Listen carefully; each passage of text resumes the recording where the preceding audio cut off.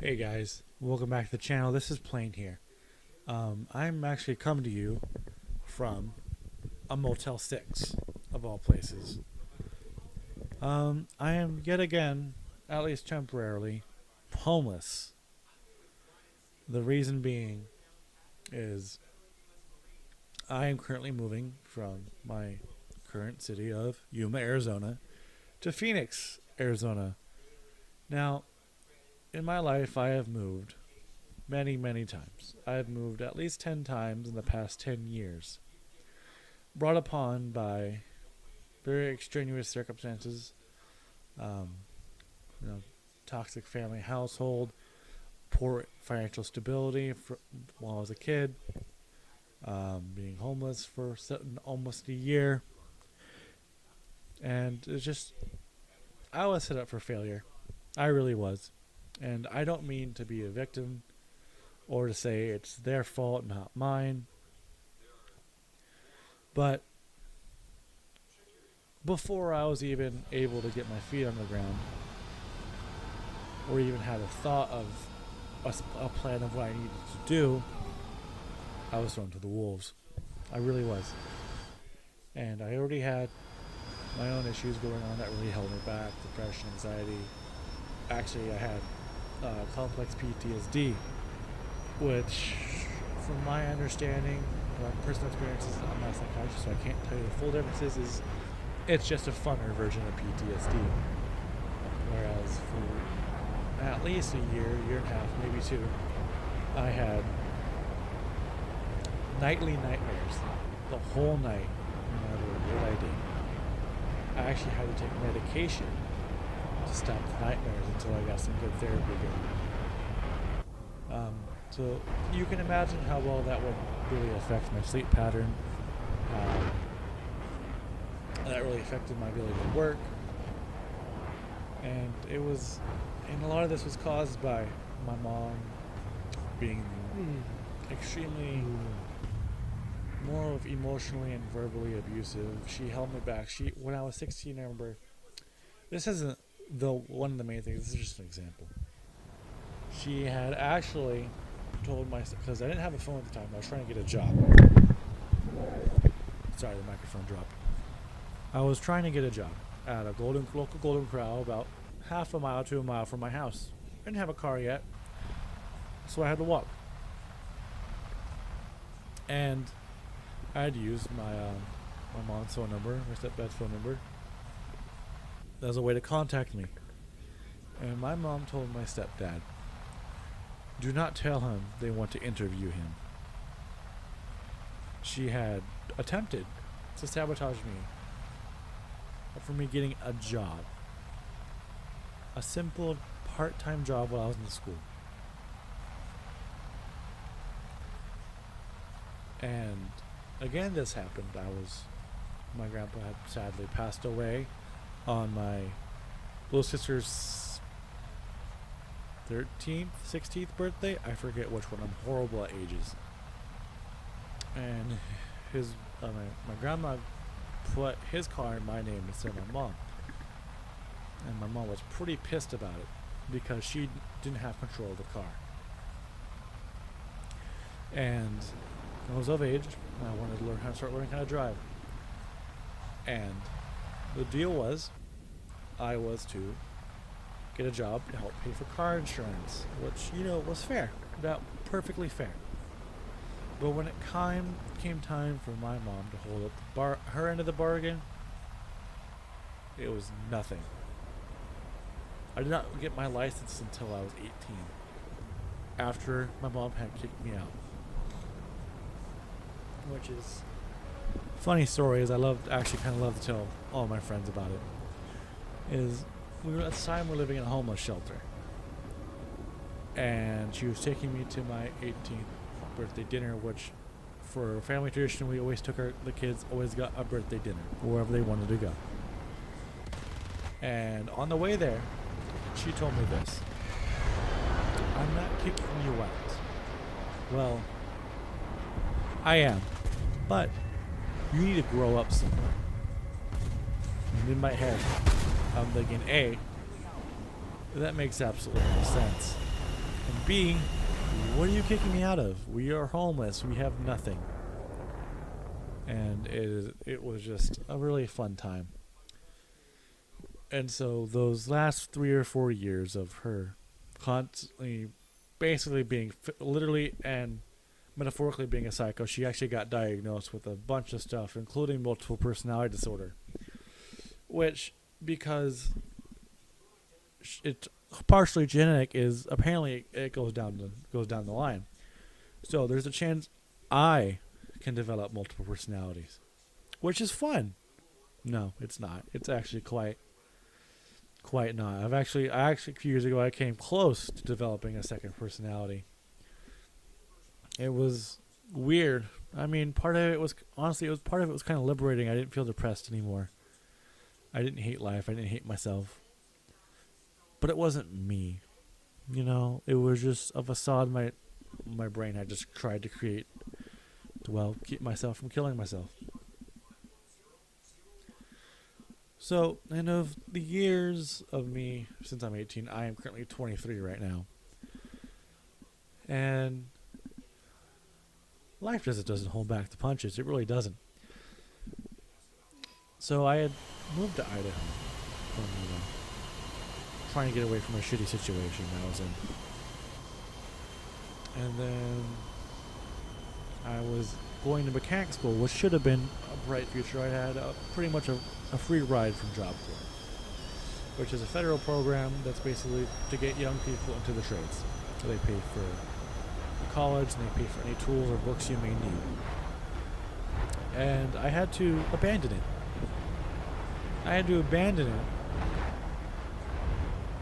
Because I had spent a month in the hospital. Because I could not go more than 2 minutes without thinking at how I wanted to kill myself, how I couldn't wait. A month in the hospital. And I wanted to stay. I wanted to continue working, but the hospital, the doctors there told me I had to come back. And honestly, I think that was one of the worst moves. I should have stayed. Because where I was living at the time was about 100, same size as Yuma. But the economy was year-round. Yuma's is only functional 6 months out of the year. So you can imagine how hard it is to save money to even function, especially with all these other problems I have where I'm just trying to basically just day-to-day trying to survive, just trying to make it through. Where 6 months out of the year, there is no work. Your hours will drop between 50% to 66% through the summer. And so any money that you could have saved during winter would be gone by the time the next winter happens. And I was never making enough money at the time to even be worth saving. And I mean, that's how I felt at the time. I mean, granted, I really should have buckled down a little bit more. I really should have. I'm full-heartedly admitting I should have buckled down. But I don't take back any of the choices I made. The choices I made have brought me to here. I am still alive. I made it through some of the worst parts of my life.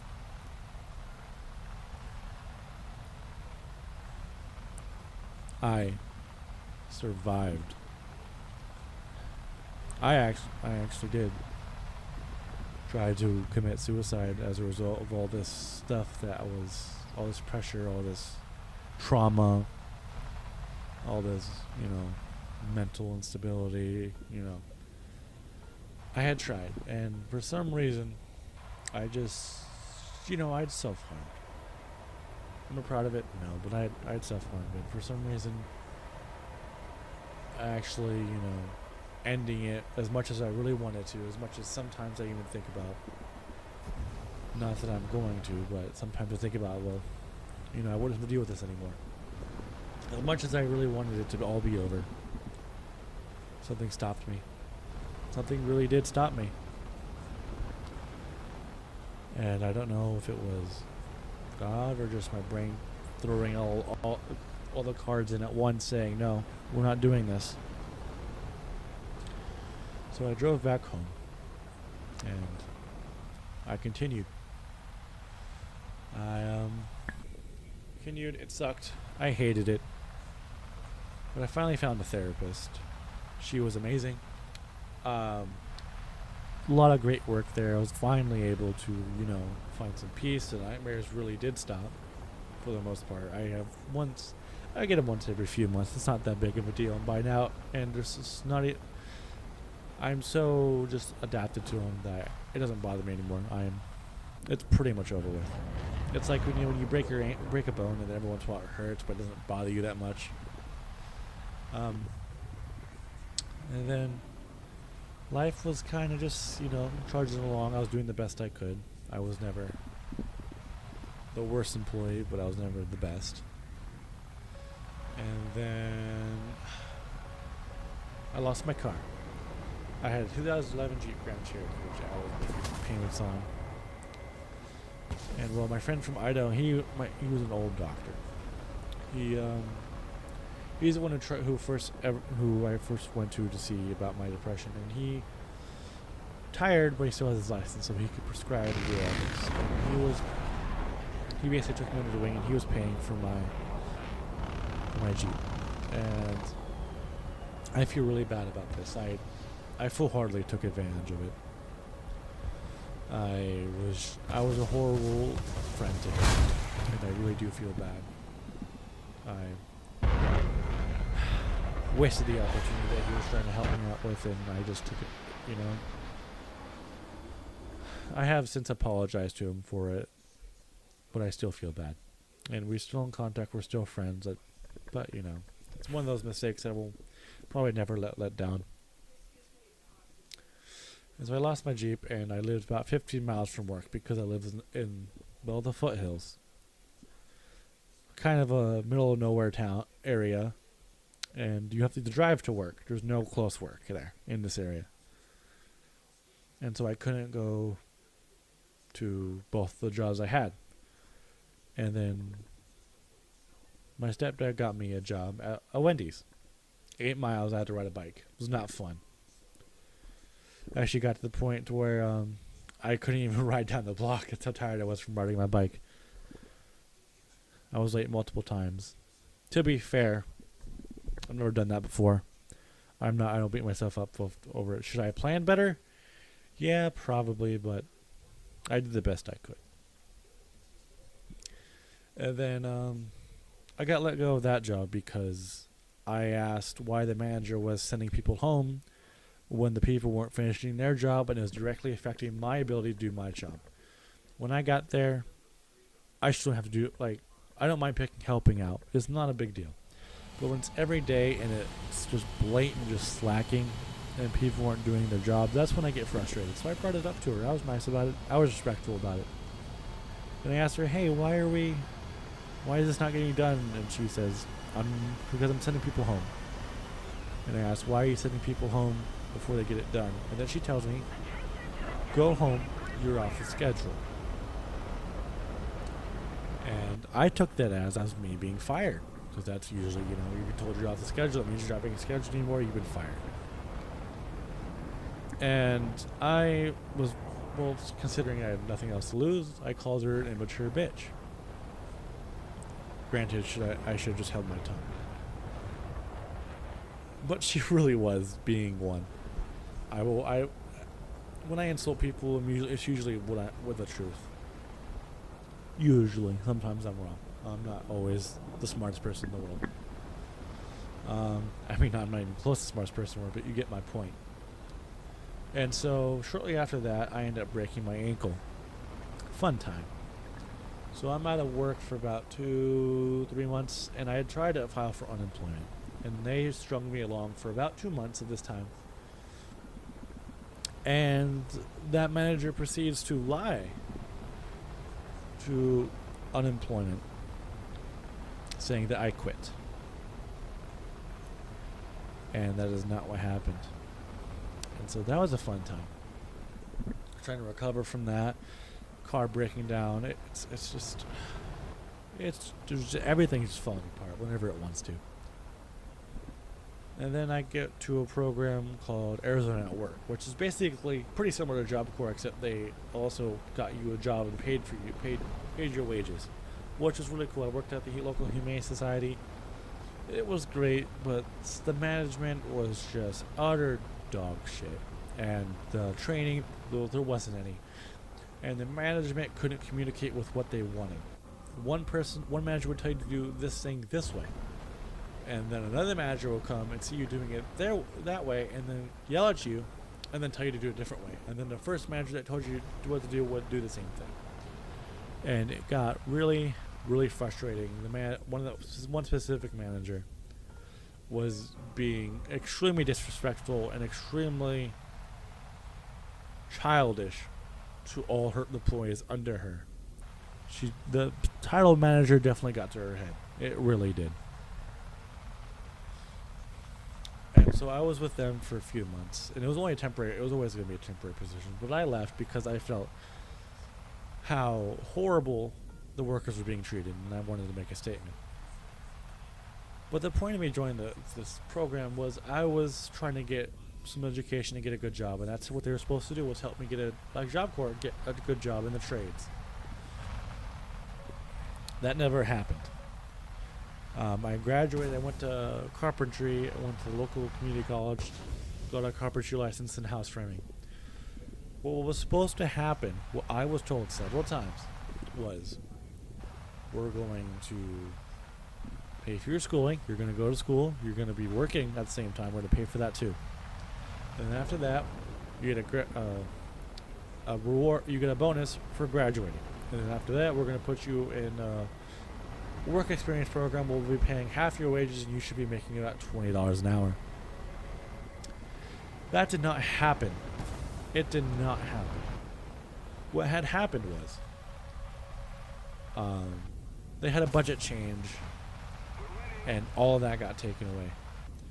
I had graduated before this budget change. I was supposed to get a bonus of $500, which would have been awesome. But because they didn't receive the paperwork from the college until after this budget change, I only got $200. Even though I had graduated before the budget change, they did not honor what they had said. Along with that, the on-the-job training was canceled. And then I was on my own. With that, I tried to go find a job. Nobody would hire me. Yuma is a very, especially with manual labor, the job market is so tight that in order to get a job, you have to know somebody or be fucking somebody.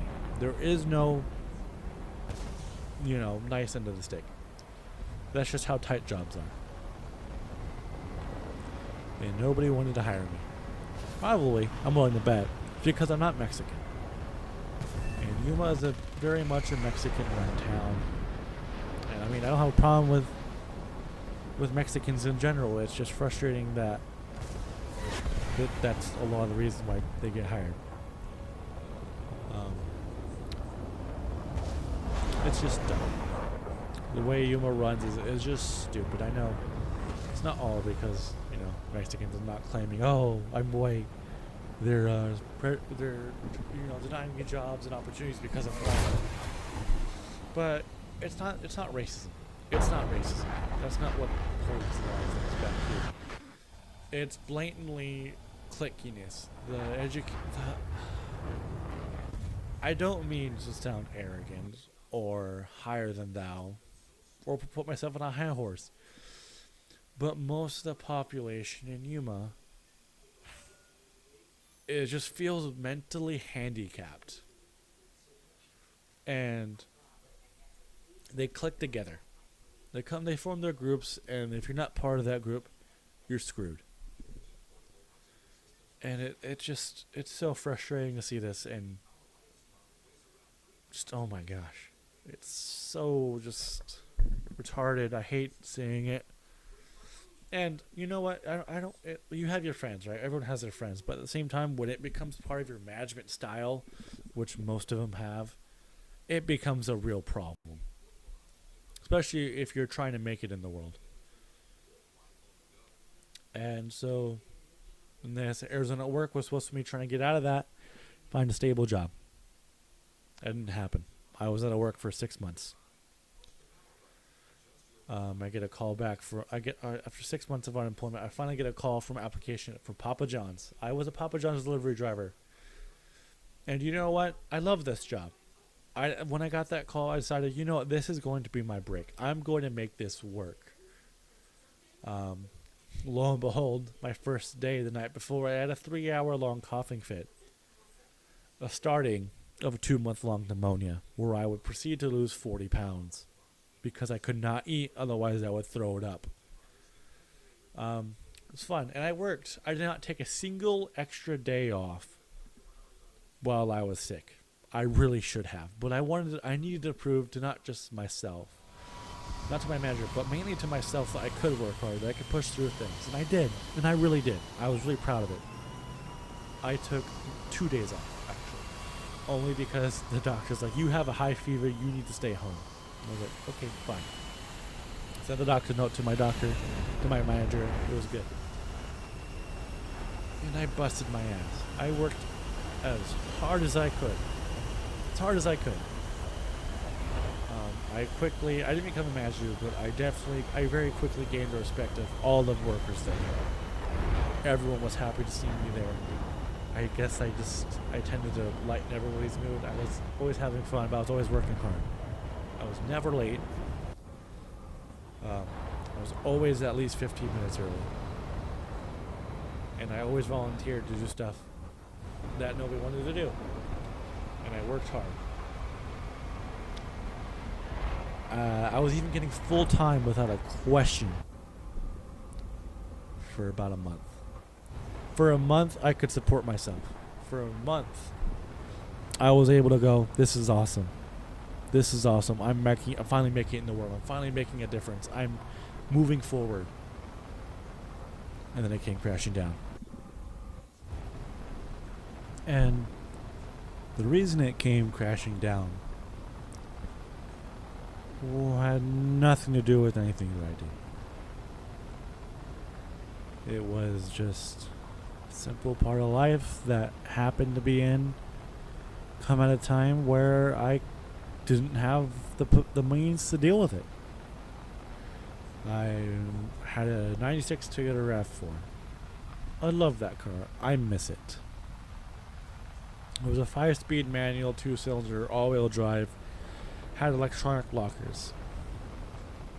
Its main problem, though, was it would leak 5 quarts of oil a week. And I'm really surprised the nearby Marine Corps base did not seize it, mistaking it for an oil well in Iran.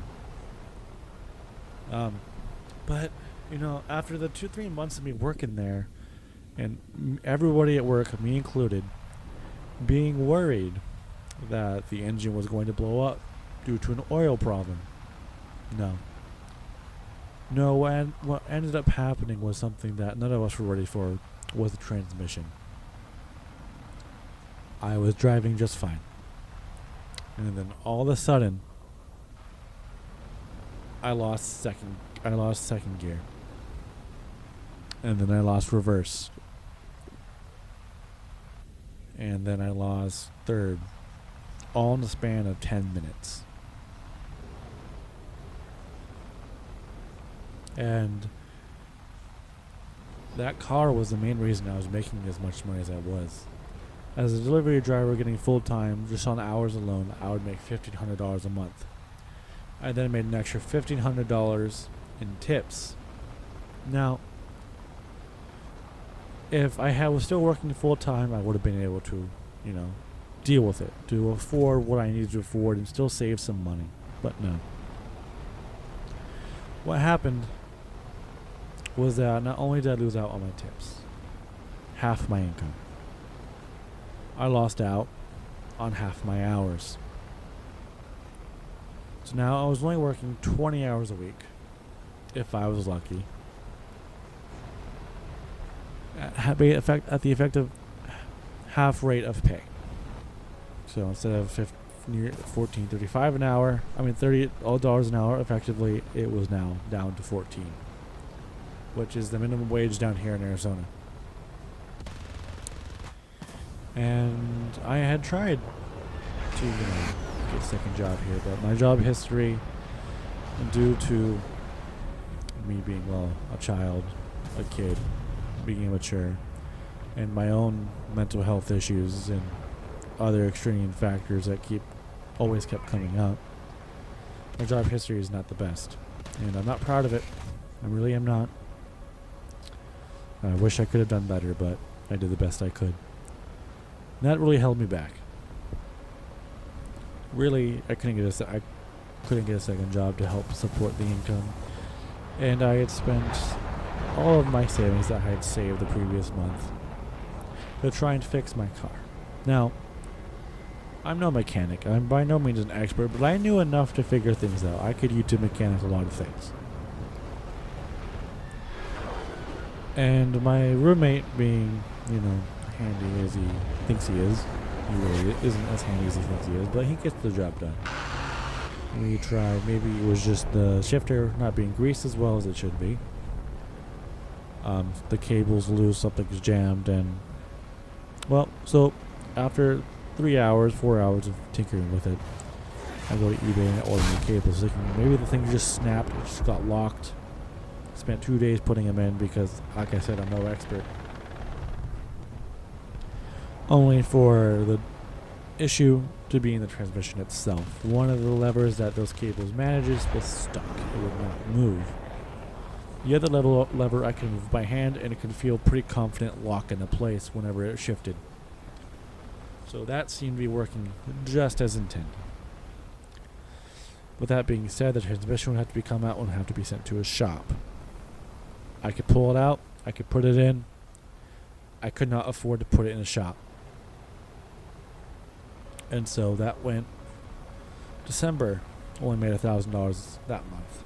And the end of December, I bought a car for my mom, of all people, funnily enough. It was an '05 Kia Optima. Worked perfectly, worked amazing in fact. It only had 105,000 miles on it. Was practically brand new. And I have driven it several times to pick it up for my mom because she was being her unstable, horrible self and getting herself kicked out of every place she can. Drove perfectly then too. I had it. I bought it. I still owe her money on it. I owe her $500 still because I had agreed to pay for it for $900. I spent $200 out of my $1,000 to pay for this car for the first payment. I had the title, so 2 or 3 weeks go by. I haven't been put back on schedule for driving it, but I'm enjoying the car. It's been nice. It's treated me great, perfectly, not a single problem. And then, slowly, but ever so slightly surely, it breaks down. Starts idling like crap. Starts chugging. Doesn't want to start. Will just stall on me. Poor acceleration. Would stall as I'm drive away. And these problems at first were pretty tolerable. It's like, okay, it's probably just some sensor. No. It kept getting worse and worse and worse. Now, I really should have just, cut my losses, but this is my only way of making money. This was my only way of making it by. This car needed to work. There was no wanting. It needed to work. I didn't have a choice in the matter. And it was quite the endeavor just to not to get it to work. To put it in perspective, I thought I needed a new MAF sensor. The only place around me was about 30 miles away that had it. So me and my friend would go there. We come back. We go to put it in. And the sensor I got was just a sensor. It didn't have the housing. This was the MAF sensor. And it was a simple, Torx bit that my toolset had. My toolset had this specific bit. But the size I needed to get this thing off was one size below what I had. One size. Yeah. It's not the first time this has happened to me either. And I have a 300-piece mechanic tool set, so you'd think I'd have it, but no. Just no. This is step one, I guess. So we then proceed to spend the next 5.5 hours looking for this one tool. One tool. Home Depot did not have it. Lowe's did not have it. Harbor Freight did not have it. AutoZone did not have it. Neither did O'Reilly's. And we were told by the AutoZone employees that Harbor Freight did indeed have it. But by the time we got told this, they had closed 30 minutes prior. And, normal person, this is, it's just, bad luck. It happens, But this has been the story of my life since I can remember. Every time I need to get something I need done and that I needed to do to get anything else done, it's this. It's multiple jumping of hoops. Multiple jumping of hoops. By dealing with bureaucracy, dealing with stuff that doesn't even make sense, that I should have to deal with. Just to get nothing done. Just to get to run around and get nothing at all done. Story of my life.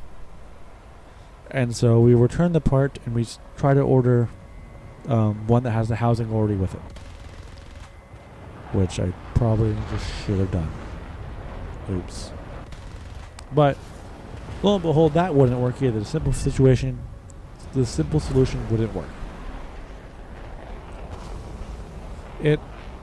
I was told when I returned the part, the money would be put back in my account instantly. It did not. It took 5 days.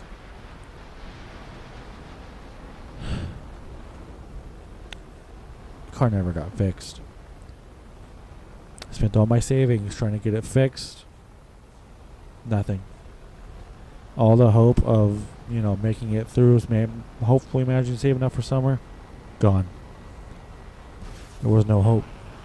There's really nothing else I could really do. The car wasn't working. I was quickly running out of funds, quickly running out of time to even make enough to just scrounge by. Because by March, April, the snowbirds would be leaving. And there would be no more money for me to make. And so, it's just like a lot of people.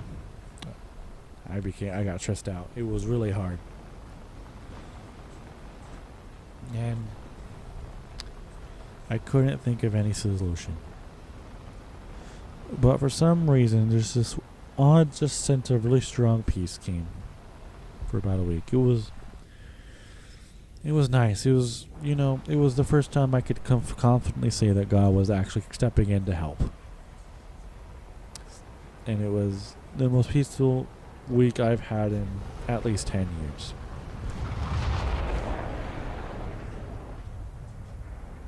Did it fix the problem? No, it didn't fix the problem. It didn't make it go away. It didn't suddenly give me enough money to get through summer.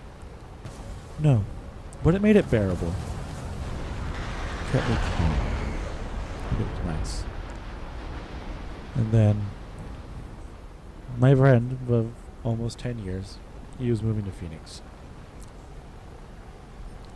He got a job transferred up there through Home Depot, as well as a raise, guaranteed full-time, if not the occasional overtime. And he offered me a place to stay. We're still figuring out. We don't have the place to stay yet. We're actually planning on living in a hotel for quite a while, but we'll get it figured out. And that leaves me where I am now, in a Motel 6. Waiting, watching, commiserating. And this is just not the life I ever envisioned. I'm nowhere near where I want to be. Not even close. I'm still back at step 0, step 1, step 0, whatever you want, ground 0, square 1. Because of all these things that I really had no control over. Just constantly forcing me to reset. And it's not fun. I wanted, I wanted to be in college. I wanted to have my degree by now. I would have had it by now because I graduated high school at 17. And it's just, wish I had a career going on. I had hopes and dreams. When I was a kid, I wanted to be a paleontologist. I wanted to be an aerospace engineer. I wanted to be a scientist. But because of all the stuff I've had to go through and deal with, I'm just kind of beat down. I beat down to the point to where I really don't feel like I can do it by myself anymore. I'm tired. I really, really am tired. I've worked so hard just to come nowhere. I've worked so hard to even be alive just to have nothing to show for it. I've worked so hard just to be a pity case. And I'm tired of it. Now, this isn't me saying I'm going to go, end it all. This is just me saying I just wish things were better. I can make them better. It's just luck has never been on my side. No matter how hard I've worked, no matter what I've gone through, it's never been enough for anybody or myself. And makes life really hard to want to go through. Well, I guess that's all we can do is just hope for the best. I'm really tired of moving. I did not want to move. I finally got settled in a place I finally have friends at church again. After years and years of not really having friends. And I have to move. Again. And it sucks. And if I could stay, I would. I don't want to move. But this has been Plain Killer. I hope you guys have, listened. You don't have to listen. I'm not expecting anybody to get this far. But if you have, I appreciate it. I don't know how often I'll be able to upload. My computer is slowly slowly becoming so weak that it can't even run War Thunder, or War Thunder becoming so unoptimized and too far advanced for my computer to run it. And it'll be a long time before I can afford to get a computer again. And this isn't goodbye. This is not one. I will continue to do my best to upload, but it definitely has to take a step back. Even though I'm sure to you guys, if you already think I'm taking one, been taking one for quite a while. And part of it is I can't provide the content I want to make. I have to turn down all the settings. The game doesn't look like crap. My recordings are subpar. I don't really have the equipment. This is actually my friend's microphone. It's actually a professional grade microphone, which is pretty cool. So, that makes that, but it's not what I want. It's not what I need. And one day it will be. One day, but life's gotta start stabilizing for that to be the case. Because I'm tired of relying on people to help me out. I'm tired of having to ask for help to get things done. And I don't want to ask anymore. But this has been Plain. I'll see you guys in the skies. Bye-bye.